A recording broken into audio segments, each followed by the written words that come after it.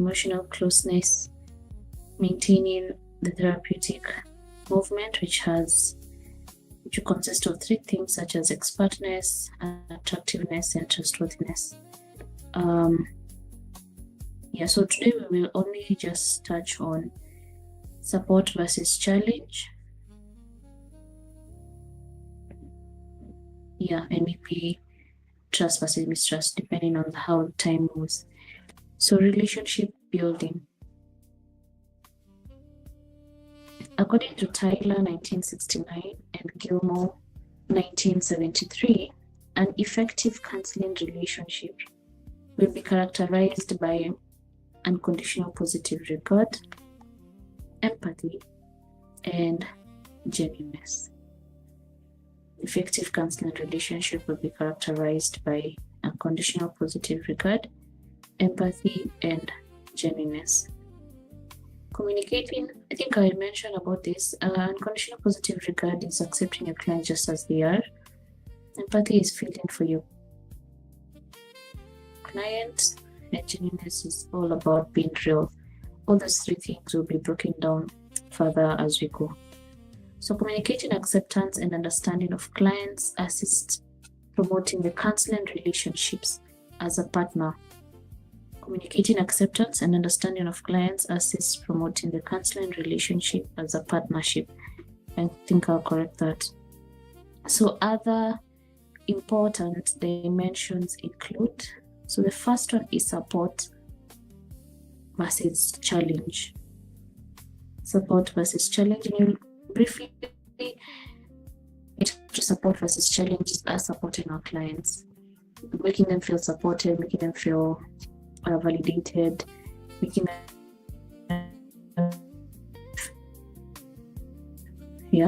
then challenge is all about challenging them to make progress, make progress in their lives, challenging them to do assignments, challenging them to become better versions of themselves. So that's what we'll touch on today.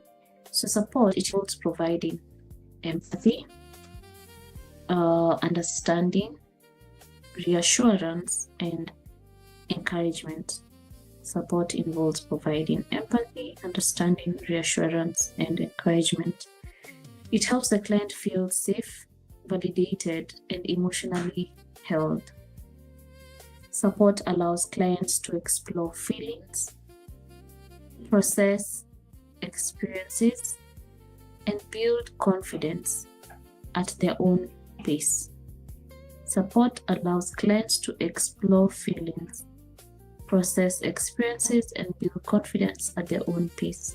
So examples of support is 1, listening actively and reflecting feelings. So once you've listened to your client, you can say this: it sounds like you've been under a lot of stress lately. So this statement is a reflection of feelings, reflecting feelings, like borrowing from what they had said.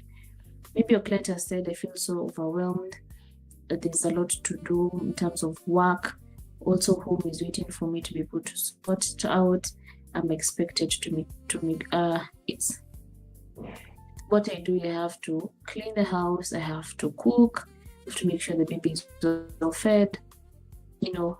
I still have to show up for my parents and all these things. So once your client has said that, you can communicate it to them as a counselor. It sounds like you have been under a lot of stress lately. So you're reflecting that feeling back to them. So that's an example of support. The second way you can show support is encouraging your client to explore a difficult experience without pressure. For example, if your client has, they've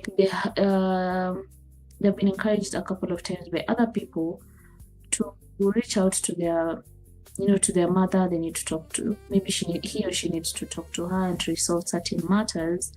You can also encourage your client to explore that. As much as it's hard, how can you, as much as it's hard and you still want to approach your parent, it's possible for you to do this. So this is how you can work around how to, to engage with her. Where can you meet up with her? What do you plan to say to her?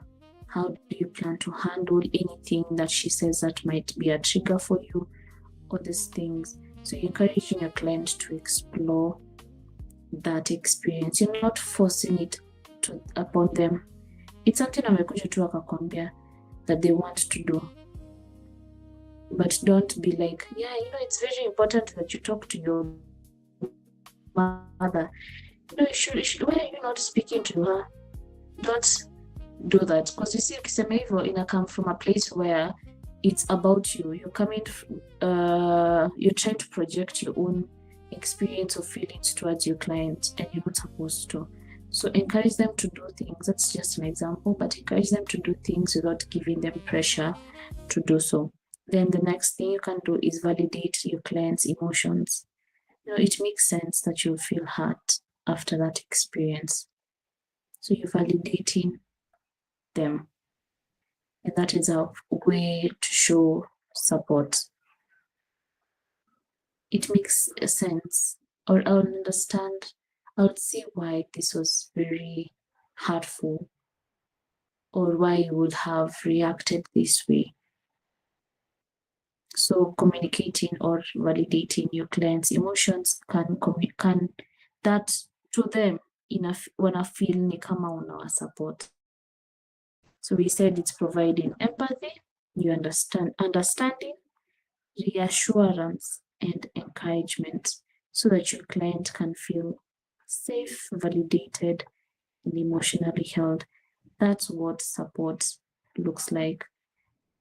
Then challenge, it involves gently confronting inconsistencies, unhelpful patterns, because even our tone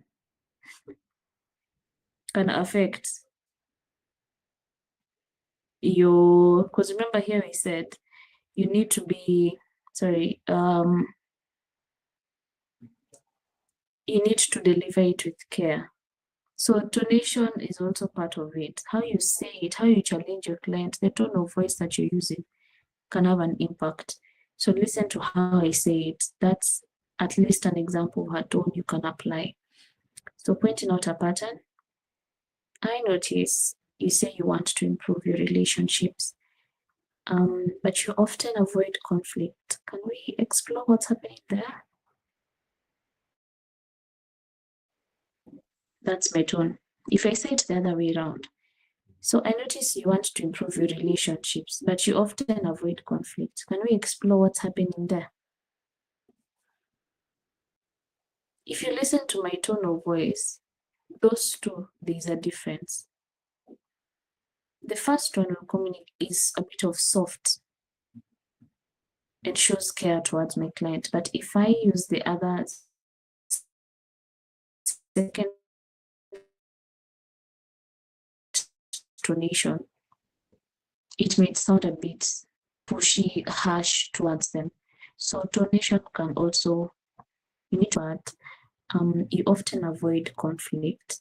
Can we explore what's happening there? Then now they'll openly tell you. So ask your questions well. Then 2, encouraging the client to take a small, concrete action despite fear or resistance. So if it's that issue with reaching out to a mother, you can say, why don't you just, would you try to, send a message to her and see if she would respond? At least that's a step that you've taken. Some of us creative and forward moving. So in situations where counselors are highly and not supporting, clients are threatened, stressed, have low morale, fearful, and self-protective. So what here we're saying is you're constantly challenging your clients. You should reach out to your mother. Or, you should take a step and and look for and apply for a job. If you keep on challenging them and you're not emotionally supporting them, you will stress them. They'll start panicking, they'll feel threatened, and we don't want that. So when counselors have low support, where you don't support them at all, and low challenge, where you do not challenge them at all, clients stagnate, they become rebellious, feel trapped, and lose self-respect. So lastly, when counselors provide high support and low challenge, clients experience counselors as friendly, are comfortable, but no work is done.